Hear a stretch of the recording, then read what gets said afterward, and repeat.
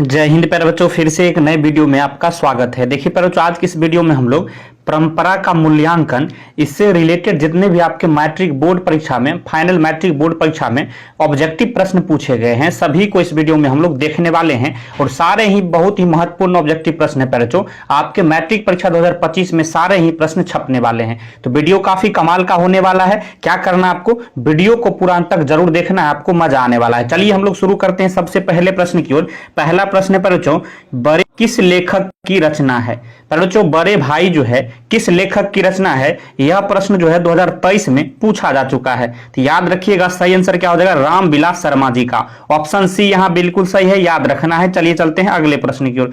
प्रश्न 2 को जरा पढ़िएगा। कह रहा है निम्नलिखित में से कौन हिंदी आलोचना के महत्वपूर्ण हस्ताक्षर थे?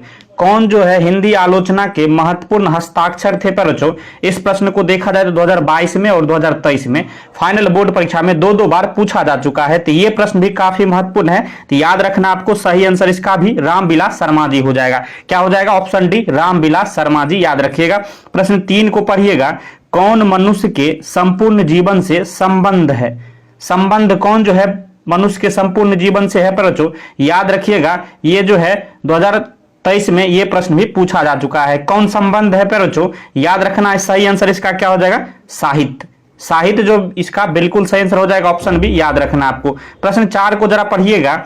वह विचारधारा जो चेतना या भाव को मूल पदार्थ मानती हो कहते हैं? कौन विचारधारा है जिसे चेतना या भाव को मूल पदार्थ मानती है? पर बच्चों याद रखना, इसका सही आंसर क्या हो जाएगा, भौतिकवाद। ऑप्शन डी बिल्कुल सही है। प्रश्न 5 को पढ़िए। सारे यूरोप के लोग किस सभ्यता से प्रभावित थे? याद रखिएगा पर बच्चों, एथेंस की सभ्यता से। ऑप्शन सी यहां बिल्कुल सही है, याद रखिएगा। प्रश्न 6 को पढ़िएगा। कह रहा है शैली और बायरन कहां के थे? शैली और बायरन पर बच्चों कहां के थे, कौन देश के थे? याद रखिएगा, ये यूनान के थे। प्रश्न 7 को पढ़िएगा। जारशाही ...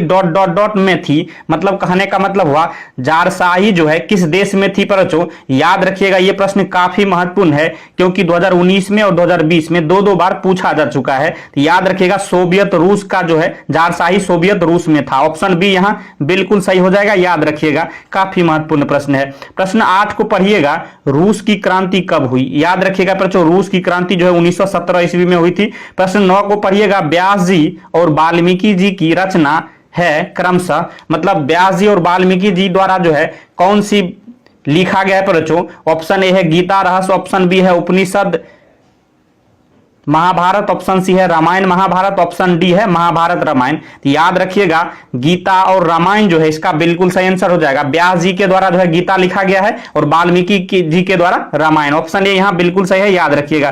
प्रश्न 10 को पढ़िएगा। कह रहा है परंपरा का मूल्यांकन किसकी पुस्तक है? पर जल्दी से बताइए, ये रामविलास शर्मा जी का है। प्रश्न 11, प्रगतिशील आलोचना का विकास होता है? प्रगतिशील आलोचना का विकास कहां होता है? पर किससे होता है? याद रखिएगा, ये साहित्य की परंपरा के ज्ञान से होता है। ऑप्शन बी बिल्कुल सही है। प्रश्न 12 को पढ़िएगा। लेखक रामविलास शर्मा कब से कब तक भारतीय प्रगतिशील लेखक संघ के महामंत्री रहे? यह प्रश्न देखा जाए तो 2022 में पूछा जा चुका है, काफी महत्वपूर्ण है। प्रश्न याद रखिएगा, 1949 से 1953 ईस्वी तक। ऑप्शन बी बिल्कुल सही है। प्रश्न 13 को पढ़िएगा। साहित्य सापेक्ष रूप में होता है? सही आंसर इसका क्या हो जाएगा, स्वाधीन जो है साहित्य जो है सापेक्ष रूप में क्या होता है, तो स्वाधीन होता है। ऑप्शन डी बिल्कुल सही हो जाएगा। प्रश्न 14 को पढ़िएगा। एथेंस किस महादेश में है? पर ये प्रश्न काफी महत्वपूर्ण है, क्योंकि यह 2023 में पूछा जा चुका है। याद रखिएगा, ये यूरोप महादेश में है। प्रश्न 15 को पढ़िएगा। बायरन किस भाषा के कवि हैं? पर बायरन जो है वह किस भाषा के कवि हैं? याद रखिएगा, सही आंसर क्या हो जाएगा, अंग्रेजी भाषा के। प्रश्न 16 को पढ़िएगा। निराला की साहित्य साधना किसकी कृति है? पर यह प्रश्न भी काफी महत्वपूर्ण है, क्योंकि 2020 के फाइनल बोर्ड परीक्षा में पूछा जा चुका है। याद रखिएगा, रामविलास शर्मा जी का है। ऑप्शन सी बिल्कुल सही हो जाएगा, याद रखिएगा। प्रश्न जो है 17 को पढ़िएगा। द्वंद्वात्मक जो है भौतिकवाद मनुष्य की चेतना को आर्थिक संबंधों से प्रभावित मानते हुए उसकी स्वाधीनता स्वीकार करता है। यह पंक्ति किस शीर्षक पाठ की है? यह प्रश्न भी काफी महत्वपूर्ण है क्योंकि 2022 के फाइनल मैट्रिक बोर्ड परीक्षा में पूछा जा चुका है। याद रखिएगा, परंपरा का मूल्यांकन, इसका बिल्कुल सही आंसर हो जाएगा ऑप्शन सी। याद रखिएगा। प्रश्न जो है 18 को पढ़िएगा, कह रहा है दूसरों की नकल कर लिखा गया साहित्य कैसा होता है बच्चों? याद रखिएगा, कैसा होता है? तो अधम होता है, अधम। याद रखिएगा।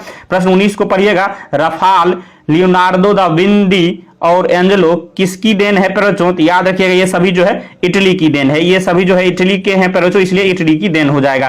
प्रश्न 20 को पढ़िएगा, शेक्सपियर कौन थे बच्चों? याद रखिएगा, शेक्सपियर जो है नाटककार थे।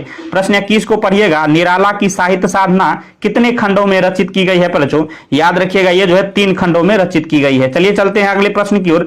प्रश्न 22 को पढ़िएगा, लेखक रामविलास शर्मा का जन्म कब हुआ? यह प्रश्न काफी महत्वपूर्ण है क्योंकि 2021 में फाइनल बोर्ड परीक्षा में पूछा जा चुका है। याद रखिएगा, 10 अक्टूबर 1912 को जो है लेखक रामविलास शर्मा जी का जन्म हुआ था।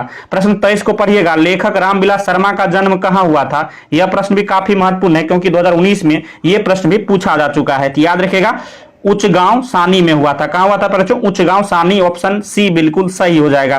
प्रश्न 24 को पढ़िएगा, प्रेमचंद्र और उनका युग किसकी रचना है बच्चों? याद रखिएगा, ये जो है रामविलास शर्मा जी की रचना है। प्रश्न जो है 25 को पढ़िएगा, जारशाही रूप के सोवियत समाज में पढ़े जाने वाले लोकप्रिय साहित्यकार कौन है? यह प्रश्न भी काफी महत्वपूर्ण है क्योंकि 2022 के फाइनल बोर्ड परीक्षा में पूछा जा चुका है। याद रखिएगा, टोल्स्टॉय की है। किसकी है बच्चों? टोल्स्टॉय की है। ऑप्शन ए यहां बिल्कुल सही हो जाएगा। याद रखिएगा।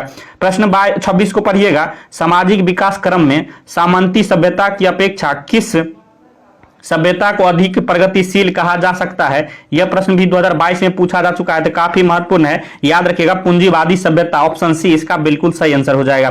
प्रश्न 27 को पढ़िएगा, कह रहा है लैटिन कवि कौन है बच्चों? ये 4 ऑप्शन दिए हैं, इसमें से लैटिन कवि आपको खोजना है बच्चों, तो कौन यहाँ लैटिन कवि हो जाएगा? तो वर्जिल जो है लैटिन कवि है। ऑप्शन ए बिल्कुल सही है। प्रश्न 28 जो है, तार सप्तक में कितने कवियों की कविताएं संग्रहित है बच्चों? याद रखिएगा, कितने की? तो 7 की। ऑप्शन डी बिल्कुल सही हो जाएगा। प्रश्न 29 को पढ़िएगा, अज्ञे ने तार सप्तक कब संपादित किया था बच्चों? तो याद रखिएगा, सही आंसर इसका क्या हो जाएगा? 1943 ईस्वी में। ऑप्शन बी यहाँ बिल्कुल सही हो जाएगा।